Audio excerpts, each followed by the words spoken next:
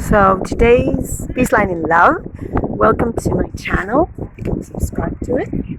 Seagull Livingston.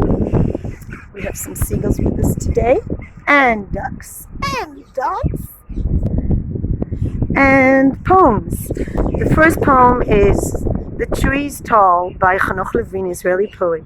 The tree's tall, the tree's green. The ocean is salty, the tree's deep. If the ocean is deep, what does the tree care? What does the tree care? What does the ocean care that the tree is green? The tree's tall, the tree is green. The bird is beautiful, she will fly away, far away. If the bird will fly away, what does the tree care? What does the bird care that the tree is green? The ocean is salty, the ocean is salty, the ocean is deep. The bird is beautiful, she will fly far away. If the bird will fly away, what does the ocean care? What does the bird care that the ocean is deep? Man sings songs because the tree is green. Man sings songs because the ocean is deep. If the bird will fly away, man will not sing songs anymore. What does the bird care if he sings or remains silent? So this poem tells us that everything is nature is as it is. And the tree doesn't really care. And the ocean doesn't really care. And the bird definitely doesn't care. But these are all symbols, because really in nature everything comes together. The tree does care. The tree produces food through a process called photosynthesis, using the light and the chlorophyll in the leaves, and it creates a place for birds. You can see the bird is in the tree. There's fruit. The birds are eating the fruit. They're carrying the seed of the tree, and they're helping the trees have more trees. And the birds are helping also with the process of creating life by carrying seeds, by carrying the pollen from flowers, and therefore creating more plants. And humanity can help, and it can be the best friend or it can be the enemy of nature, and it's all a choice. Because as I tell a lot of people regarding vegetarian diets or vegan even, it's a matter of the ability to choose. The animals in nature have no supermarkets that they can go and choose. They eat certain foods. But we as human beings, when we know that a vegetarian diet will help us live a healthier, longer, better for the universe, for the nature, for the biosphere diet, we should consider working on ourselves and not saying, I love meat, I'm used to eating meat, meat is healthy for you. The fact that you love meat and the fact that meat is healthy for you are two different things. Meat is not healthy. You love meat, but you can love other things, and you can love nature. This is not meant to be a video about being vegetarian. It's about nature. And now, on one hand, everybody has their motivation. The dogs, and the birds, and the plants, and the people. We all have our motivation. There are people in this world that are emotionally handicapped. Just like you can't ask a person in a wheelchair to run, you cannot ask a person who's incapable of emotional attachment to be emotionally attached.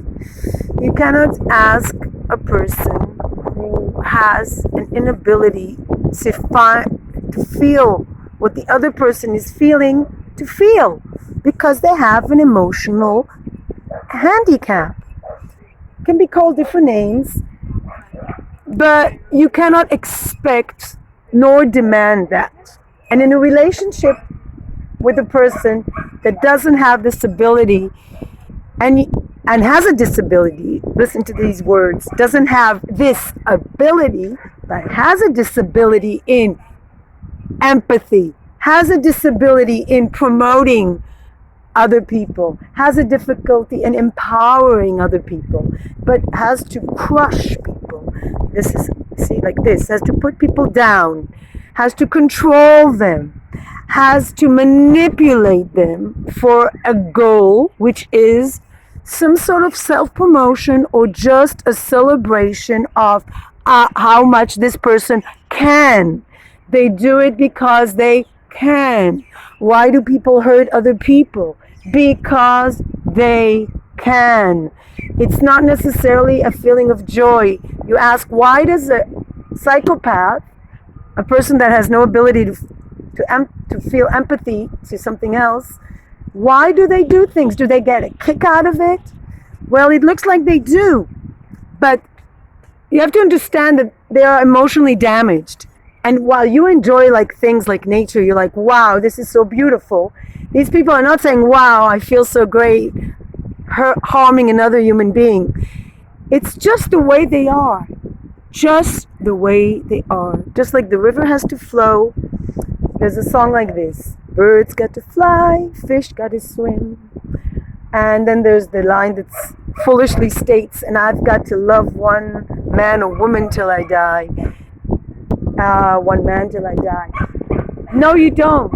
You don't have to love a person who doesn't love you back. That's what I want to say. You don't have to love a person who doesn't deserve you, who doesn't reciprocate your emotions, who doesn't feel empathy towards you, who objectifies you, and what's worse, who tells you exactly what that person is, that takes the negativity within them and reflects it or projects, that's the process of projection, projects it onto you.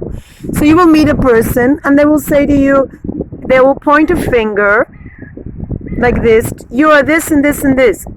Other fingers are pointing at them.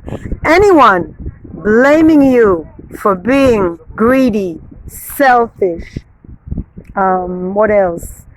Not understanding, crazy. It's talking about themselves 99.9% of the time. There's a saying in Hebrew that if you are criticizing another person, you're criticizing yourself. Aposel b'mumo posel hu. Whoever criticizes another person is criticizing his own. Mum is like a disability, so they're using this language as well. When you see other people's, you are being told you have a disability by a person who has this disability themselves. Sorry about taking so long to say it. So whenever somebody accuses you of being stupid or crazy, unworthy or greedy, take a good, hard look at that person and ask yourself whether that person doesn't contain those very traits, him or herself. It's hard for me to admit it, but I've been in too many connections with human beings who do just that mechanism. Some call it gaslighting as well, after a movie by Hitchcock, when somebody tries to make you feel like you're crazy because you're angry. But you know what's crazy is if you know a person is unable to love you and you still insist on knocking on their door and asking to be loved. Yes, you have your reasons, but please be aware that that door you're knocking is locked. It will never open.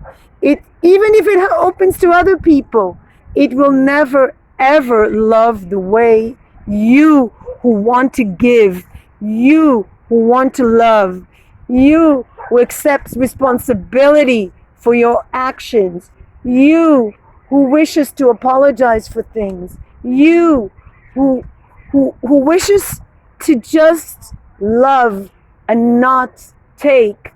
You will never ever be able to let in that door, and that person will look like they're in a healthy relationship. They will say, look, I have so many friends. Look, I'm married. Look, I have children. Look, I'm in a relationship. I have a significant other.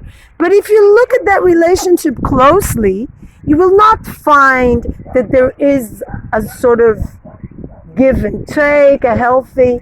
You will see that person is always nipping at someone else's heels. They're always finding victims.